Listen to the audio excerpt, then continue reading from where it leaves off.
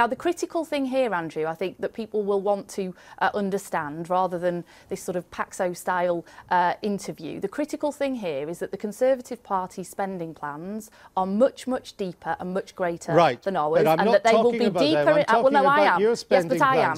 But I am. No, but I am. But that's not the subject of my interview. If you just let me finish the point. Like if Mr. you let me finish the you point. don't get to ask your own questions. Okay, I I'm get going to finish ask the questions, point. and you answer them. I would like to point out to you, Lucy Powell, that this morning, all you have told us in terms of deficit reduction is that you would have one tax rise which could bring in nothing, and so far spending cuts that barely come to $1 billion.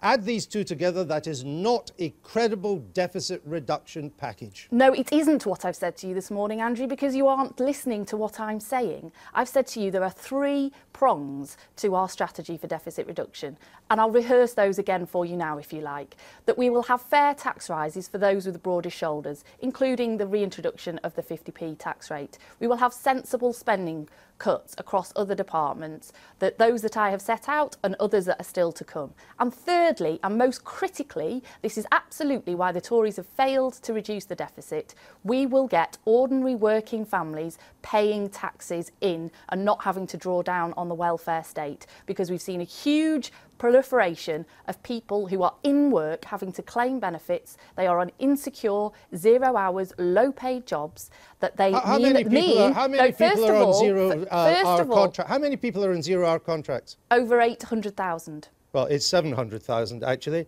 of which 1/3 don't want to work any more hours, and 17% are students.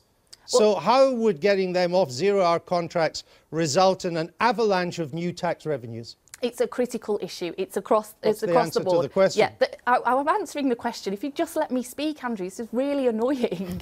You've had plenty of time to speak. Yeah, I'm now actually going to speak. You know, in the real world, Andrew, where I live, okay, unlike where you live and many other people in the media. You have no idea where I live. Just answer the question. In the real world where I live, I meet constituents the entire time. I know family and friends the entire time who are on 0 hours contracts or insecure short-term contracts, or many other contracts outside 0 hours that are insecure, low pay and are short-term, who go from job to job without any security. They are having to have their wages topped up by the state.